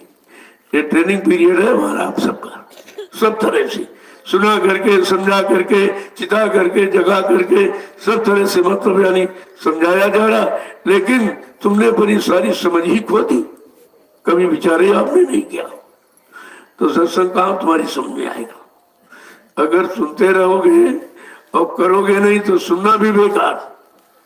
सुनते रहोगे, दूसरों को सुनाते रहोगे, अपने में उतारोगे नहीं तो सुनना और सुनाना सब बेकार है। जब तक ये कर्तापन में नहीं उतरेंगे, चाहे वक्ता हो चाहे श्रोता हो, दोनों कर्तापन में जब तक नहीं उतरेंगे तो आपको लाभ नहीं मिलेगा, खाली रह जाओगे। इसीलिए संत मत में तो ये है, कहना ना बोलना कुछ, ताले जुमा पर रखना, चुटकी का खेल अब की चुटकी बजा दिखाना।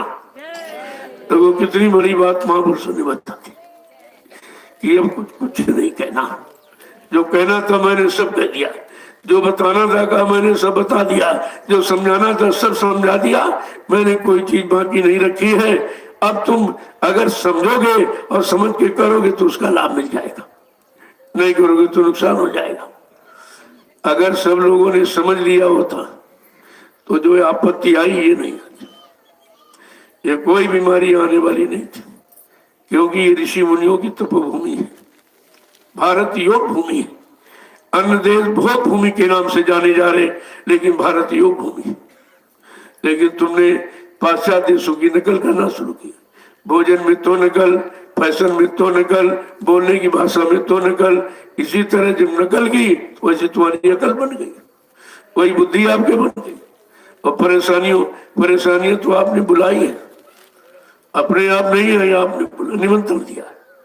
ये गंदा खान पान करके मनुष्य मंदिर को खराब किया तो आपने बीमारी तो बुलाई है, आपने निमंत्रण दिया है और बताया क्या गया था, शाकाहारी बन जाओगे, बीमारियों से बच जाओगे, कोई बीमारी नहीं आएगी। इतनी बड़ी सीख पूरे हिंदुस्तान में प्रचार कराया। कहा बच्चा कुदरत नाराज हो गई, जो तुमने मार काट हिंसा चोरी कत्लेआम व्यभिचार कुचार किया है उससे कुदरत नाराज हो गई, अब कुछ करना चाहती है। और कुदरत को खुश करना किसी के बस की बात तो है नहीं, वो तो संत महापुरुष ही खुश कर सकते हो। और कहा तो कुदरत तो कुछ करना चाहती, मैंने उसे मना किया, अरे थोड़ा रुक जाओ, मैं शाकाहार का संदेश सारे देश में लोगों को बता दूंगा। जब ये लोग मेरा संदेश न सुने और न माने और न करे, जो तुम्हारी इच्छा है वो करना। जब लोगों ने नहीं सुना तब तो अपना हाथ हटा लिया, आप कुदरत समझा देगी सबको, और सबको समझाना। एक छोटा सा फार्मूला उसने छोड़ दिया, उसी में सारा विश्व तबाह हो गया। और उसको कहा था अणुबम परमाणु बम तो सीमित क्षेत्र को नुकसान पहुंचाती है, लेकिन अगर जीवाणु बम चल गया तो सारा विश्व तबाह हो जाएगा। अब जीवाणु बम की बात लोगों की समझ में नहीं आई कि बाबा जी जीवाणु बम की बात करते हैं, जीवाणु बम तो बना भी नहीं है, कहीं सुना भी नहीं है, ये क्या है? कहा ये है प्रकृति का प्रकोप, प्रकृति प्राकृतिक प्रकोप होगा। जीवाणु बम तो कहना मतलब यानी तो इसमें तो विश्व तबाह हो जाएगा। तो अभी तो एक छोटा सा चुटकुला है, अभी उसके बाद बहुत बड़े फार्मूले हैं, और अगर नहीं माने लोग तो सारे फार्मूले प्रयोग करेंगे, तब क्या बचेगा? तब कहा था 12-12 कोस पर कोई एक चिराग जलता नजर आएगा, इतनी जनहानि होगी, इतने लोग कम हो जाएंगे, ये मकान दुकान सब खाली हो जाएंगे। अगर तुमने संत महापुरुषों के वचनों को ना माना तो कुदरत 1 मिनट में पता नहीं क्या से क्या करता। कहा 1 मिनट में करोड़ों का वारा न करती, उसके पास ये शक्ति है, ताकत है। अब कुदरत को तो खुश करना किसी को मालूम नहीं, वो तो संत महापुरुषों को मालूम है। जब तुम उनकी बातें नहीं सुनोगे, उन्हें समझोगे नहीं, अपनी मनमानी करोगे, तो अपनी मनमानी करने का फल देख लीजिए। किसी के पास कोई समाधान नहीं, इस समय किसी के पास कोई समाधान नहीं है, इससे कैसे बचा जाए। और जो ये समाधान बनाए वो सब झूठे निकले, कुछ नहीं हुआ, कुछ भी नहीं हुआ, क्योंकि जो जहां से हो रहा वहां तुम पहुंच नहीं सकते हो, वहां तुम्हारी पहुंच नहीं है, वहां तुम कोई रोकथाम कर नहीं सकते हो। लिहाजा ये प्राकृतिक प्रकोप ये इंसान की बस की बात नहीं जो रोकते, ये तो संत महापुरुष ही रोक सकते, और तुमको उनके पास जाना नहीं, उनकी बात तुमको सुनना नहीं है, न उनके बताए रास्ते पर चलना है, तो ये अभी और बढ़ेगा, इतना बढ़ेगा लोग तबाह हो जाएंगे अगर वचनों को न माना। कहा था संत महापुरुष अभी समझा रहे हैं, बता रहे हैं, पाप कर्मों की माफी भी दिला रहे हैं। अगर उनके वचनों को न माना गया, न विश्वास किया गया, तो पीछे कुदरत खड़ी है, एक डंडे में, एक थप्पड़ लप्पड़ में 20 करोड़ का वारा न्यारा करती थी। ये सब पहले ही सब बताया गया, कोई ये नहीं कह सकता भाई बताया नहीं। महापुरुष बहुत पहले से सुनाना शुरू करते, क्योंकि लोग ये न कहे अगर एंड टाइम पर बताया, कभी पहले क्यों नहीं बताया, पहले बताते हम सचेत हो जाते, हम सावधानी बरत लेते, तो मतलब यानी कितने पहले से सुनाना शुरू किया। अरे कहते पता नहीं ये सब पागल हो गए, क्या कह रहे, कह रहे ये सब पागल हो गए, ये क्या कह रहे, ये सब क्या, ये सब क्या। अगर आज सुना होता तो व्यवस्था कुछ और होती, उसका तो जलसा ही कुछ और होता है अगर मान लेते। क्योंकि जिन्होंने नहीं माना, इतिहास भी तो आपके पास, उसको पढ़िए। जब हिरण्यकश्यप राजा था, अपने बेटे प्रहलाद की सच्ची अच्छी बात नहीं मानी, जो योगियों ने हरि नाम जगाया उसका विरोधी हो गया, हरि नाम का विरोधी तो मारा गया। इसी तरह त्रेता में ऋषियों ने राम नाम जगाया था, वो ब्राह्मण विद्वान रावण 4 वेद 6 7 18 पुराणों को गया था। उत्तम कुल पुलस्त करनाती शिव विरंच पूजे बहुभांति। उत्तम कुलीन ब्राह्मण पुलस्त ऋषि के परिवार का था, और जिसने अपनी साधना आराधना से ब्रह्मा विष्णु महादेव को अपने बस में कर लिया था, लेकिन समय के जगाए राम नाम को नहीं पहचान पाया, उसी में शंका करता रहा, कहा ये नाम भी भगवान का नहीं और ये भी भगवान नहीं है, तो उसी में सोने की लंका चली गई, शंका में लंका चली गई। ऐसे द्वापर की व्यवस्था जब राजा के द्वारा, ये सब में इतिहास है कि राजा के द्वारा विनाश विश्व बिगड़ी। राजा तो कुकर्मी धर्मी हो जाएगा तो समाज का कल्याण नहीं कर सकता, देश का कल्याण नहीं कर सकता, देश को समाज को आपत्ति मुसीबत से, प्राकृतिक प्रकोपों से, दुर्घटनाओं से नहीं बचा सकता। और राजा कंस, उसने भी नहीं मानी बात। कृष्ण भगवान ने कितनी कोशिश की, कितना प्रयास किया कि भाई मेरी बात मान लो, बेटी बात मान। 56 करोड़ वंशियों से कहा, अरे भाई मैं तुम्हारी जात बिरादरी में आया हूँ, जात बिरादरी के नाते मेरी बात मान लो। इस कौम ने नहीं माना, नहीं माना तो उनको 18 दिन का एक लीला, 18 दिन का एक नाटक जिसे महाभारत कहते हो, और 56 करोड़ का सफाया, क्योंकि ये माने नहीं। जब कृष्ण ने कहा भाई मैं तुम्हारी जात बिरादरी में आया हूँ, जात बिरादरी के नाते मेरी बात मान लो, तो ये सब क्या कहते, जा जा जात का ग्वाला, गाय चराने वाला, मक्खन का चोर, तेरी बात मान लूंगा। कितने अपशब्द, कट शब्द, अमर्यादित शब्दों का प्रयोग करके अवहेलना की, तो कृष्ण मजबूर हो गए। मजबूर होकर क्या किया, एक 18 दिन की लीला खेल कर दिया और 56 करोड़ का सफाया चले गए। ये इतिहास है इस कौम का। जब भगवान की बात नहीं मानी तो ये इंसान की बात कैसे मान लेगा, कैसे मान लेगा। और बराबर आपको जानकारी दी जा रही, इतिहास की याद कराई जा रही कि इतिहास को याद करो। जब इतिहास को याद करोगे तब तुम्हारा वर्तमान सुरक्षित बना रहेगा। ये सब चीजें इसीलिए सत्संग के माध्यम से सब बताया जाता, और लोग इसी की जानकारी पर नहीं पाए और भूल भ्रम हो गए तो देखो नुकसान हो जाता। तो समझदारी तो इतिहास दे रहा, लेकिन इतिहास का उपहास करे उसको भी नहीं मानते हो। न भूतकाल का इतिहास जाना, न वर्तमान में समृद्ध सदगुरु को माना, इसीलिए सब लोग शंका में चले। अभी क्या, आगे और परेशानी आ रही। अभी तो केवल एक छोटा सा नमूना आया, छोटा सा फार्मूला उसने दिया। अगर ये राम की धार्मिक भूमि और कृष्ण की कर्म भूमि और संतों की योग भूमि है, अगर इस पर से गंदा खान पान ये न खत्म किया गया, वो बुद्धि नाश नशा शराब जिसके पीने से बुद्धि पागल हो जाती है, ये कराया गया तो का भारी प्रकोप होगा, कुदरत फिर माफ नहीं करेगी। तो ये बात को हमें आपको समझना चाहिए। जब लोगों को पता चल गया ये मांसाहारी मुल्क से बीमारी आई है, तो होशियारी तो यह थी कि अपने देश में तुरंत मांस का काम बंद कर दे। ये सब जानवरों का कटना, हिंसा जैसा कोई पाप नहीं। और गांधी महात्मा का पहला भार होना था अहिंसा परमो धर्मा। क्या उनकी बात किसी ने मानी है? जबकि दौलत पर उनका फोटो छाप दिया, नोट पर छोटू है, यानी मतलब छपा फोटो गांधी का, और हिंसा परमो धर्मा भूल गए। हिंसा परमो धर्मा, अहिंसा की जगह हिंसा। तो क्यों महात्मा गांधी को बदनाम कर रहे हो? क्यों उनको मतलब इस तरह यानी अपमानित कर रहे हो, जब उन्होंने अपना सिद्धांत बता दिया अहिंसा परमो धर्मा। सबसे बड़ा धर्म है कि जीवों की रक्षा करो, हिंसा न करो, कि तुमने किसी जीव को बनाया नहीं, तुमको मारने काटने का अधिकार नहीं है। ये जीव सब तुम्हारी मदद के लिए, तुम्हारे सहयोग के लिए।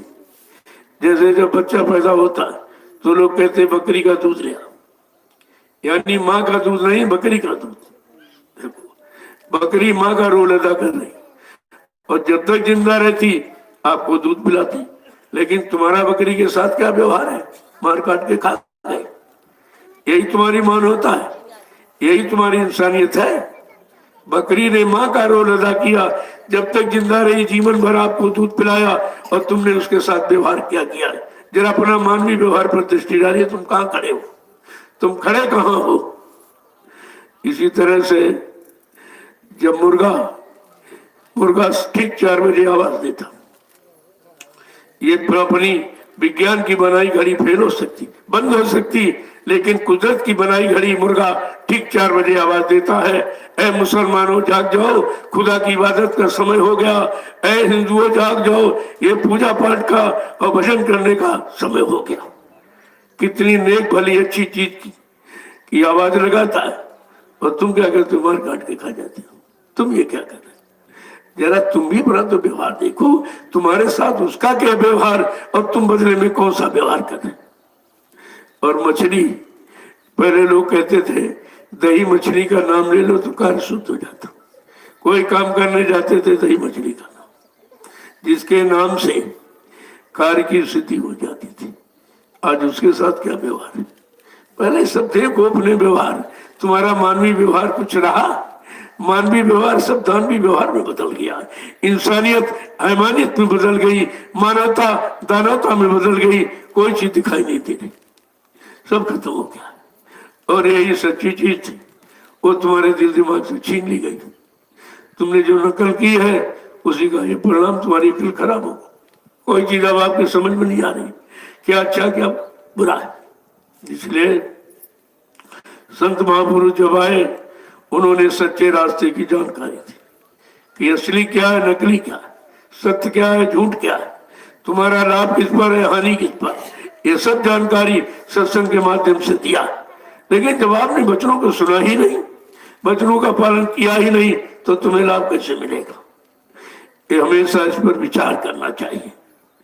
जय गुरुदेव, जय गुरुदेव, जय गुरुदेव, जय गुरुदेव। नाम किसका? जय गुरुदेव। नाम किसका? जय गुरुदेव। नाम किसका? प्रभु का नाम। सब लोग खड़े हो जाओ जरा। देखो अभी नहीं लोग खड़े हो पाए। जब तुम खड़े नहीं हो पाए तो चलोगे कब? चलोगे नहीं तो पहुंचोगे कब?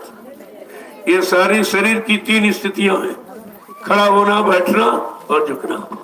अभी शरीर की कवायद नहीं समझ पाए कि क्या आपसे मतलब ही नहीं कराया जाता। कहते मतलब यानी दाएं घूमो, बाएं घूमो, पीठ पीछे घूमो, फिर कहते थे मेरी तरफ घूमो। यानी कहीं भी रहो, उत्तर दक्षिण पूर्व पश्चिम, कहीं रहो, कुछ भी करो, लेकिन ध्यान मेरी तरफ रखो। ये मतलब था। ये सब इशारे हैं महापुरुषों के, और तुम समझते थे ये पीटी परेड करा रहे, यही में रह गए हो, इशारा नहीं समझे। जब कहा इधर घूमो, उधर घूमो, उधर, लेकिन फिर मेरी तरफ घूमो, इसका मतलब है कहीं रहो, कुछ भी करो, लेकिन ध्यान गुरु का रखो। जब ध्यान रहेगा तब कोई बुरा काम नहीं होगा। जब ये समझ जाओगे गुरु हमारे सिर में बैठा हुआ है, सिर पर बैठने का मतलब उनके वचन हमको याद है, यही सिर में बैठाना। जब वचन याद होगा तब आप कोई बुरा काम नहीं करो, कोई पाप नहीं करोगे, कोई अशुभ नहीं करोगे। जब अशुभ पाप नहीं करोगे तो सजा कौन देगा? सजा तो कर्मानुसार होती है, जबरदस्ती सजा नहीं होती। इस बात को आप समझते नहीं हो। तो इसलिए खड़े होने का मतलब गुरु के वचनों को पकड़ खड़े हो जाओ और लोगों के कान तक पहुंचाने के लिए चल पड़ो, तो तुम्हारा ये परमार्थी कार्य शुरू हो जाएगा। कहा था अगर मेरे आध्यात्मिक सत्संग को सुना कर अगर एक जीवात्मा को इधर मोड़ दोगे तो तुमको 1000 यज्ञों का फल मिलेगा। कितना बड़ा लाभ है। और यहाँ लोगों ने स्वार्थ लोभ लालच में करोड़ों जीवों को गुरु के शरण से हटा दिया, भगा दिया इनको। ये कितना बड़ा अपराध है। इस अपराध की कितनी बड़ी सजा है। ये तो धीरे धीरे सब आपके सामने आ जाएगी। देखते रहिए आप चुपचाप क्या हो रहा, और अपने काम में लगे रहो। हमको तो अपने काम से फुर्सत नहीं। कितनी लोग निंदा आलोचना कर रहे हैं, वो अगर सुन लो तो तुम्हारा हार्ट अटैक हो जाएगा, इतना ज्यादा। लेकिन हमारे पे उसका कोई असर नहीं, क्योंकि वो मेरा विषय ही नहीं। जो मेरा विषय नहीं उसका मैं चिंतन क्यों करूं, उसकी तरफ क्यों देखूं, क्यों सोचूं। मेरा ये विषय नहीं है। मेरा विषय है सदगुरु दयाल के वचनों को जन जन के कान तक पहुंचाना। मैं पहले भी करता, आज भी करता हूं। मेरे में कोई परिवर्तन नहीं पाओगे, कोई स्वार्थ लोभ लालच की भावना नहीं पाएंगे। मैं अपने लिए कुछ कहता ही नहीं। देखो ये दरबार ऐसा है, मैंने आज तक किसी से 2 पैसे नहीं मांगे, ये काम नहीं किया। हमारे गुरु ने हमको भिखारी नहीं बनाया, नामदान दिया, कहा जल्दी से इसको यानी कमाई करके जीवात्मा को जगा लो। जिसकी जीवात्मा जाग जाएगी वो हिंदुस्तान के लोग अपनी धन दौलत राजपाट सब उसके चरणों में न्यौछावर कर देंगे। ये संत मत है, शहंशाह बादशाहों का मत, ये भिखारियों का नहीं है। लेकिन लोगों ने बदनाम कर दिया उसको, ये सेवा दो वो सेवा दो, एकदम भिखारी बन गए। अपने गुरु की महिमा ही खत्म कर दी। जब आप मथुरा जाते थे, देखो कितने ट्रकों भूसा जा रहा, कितने ट्रकों गेहूं जा रहा, कितना लोग पैसा दे रहे थे। कब जब गुरु को आगे किया था पीछे बना दी। आज क्या किया, गुरु को पीछा कर दिया, अपने आगे हो गए तो भूसा मांगने लगे। वो भी नहीं लोग दे रहे। औकात देखिए कहाँ पहुंच गए। गुरु को पीछे कर दिया, कहते मर गए चले गए। अब देखिए स्थिति क्या है, कैसी स्थिति, नाजुक स्थिति हो गई। कितना खराब माहौल, वातावरण, आश्रम की मर्यादा खत्म कर दी। सब शराब कबाब का अड्डा बना दिया। जहां पर यह था कि देवता बरकत बांट रहा है, आज क्या है, आज वह क्या हो रहा है। इसको जरा देखिए और समझिए। मैं आलोचना की दृष्टिकोण से नहीं करता हूं, मैं अपने यानी गुरु दरबार की महिमा की दृष्टिकोण से कह रहा हूं। कितनी बड़ी महिमा, कितने लाख लोगों का काम, कितने को संतुष्टि, 45 करोड़ जीवों को जिसने जगाया है, उस स्थान की कितनी बड़ी महिमा होनी चाहिए। लेकिन आज क्या हो गया, आज ये सब खत्म हो गया। तो मैं तो यही कह रहा हूं भाई, अरे स्थान पवित्र तो पवित्र रखो, ना पवित्र रख सकते हो तो गंदगी ना फैलाओ। इतना तो काम को आप करना चाहिए। अगर तुम्हारे बस का नहीं है तो आप उसे गंदा मत करो, क्योंकि उसकी महिमा है। और कहा था एक दिन सारा विश्व यहाँ झुकेगा। मंदिर के परिसर में कहा था सब विदेशी आएंगे और यानी भूमि को प्रणाम करेंगे, चरण रस को मस्तक पर लगाएंगे और अपने रूमाल में बांध के अपने घर ले जाएंगे। तो ये बताओ हेलीकॉप्टरों का ताता कौन लगा सकता मंदिर के परिसर में? ये वचनों को तो ध्यान करिए आप जरा, क्या ये काम कोई कर सकता? और कहा बच्चा विश्व की प्रथम इमारत, पहली इमारत है। बात इमारत की नहीं, बात काम की।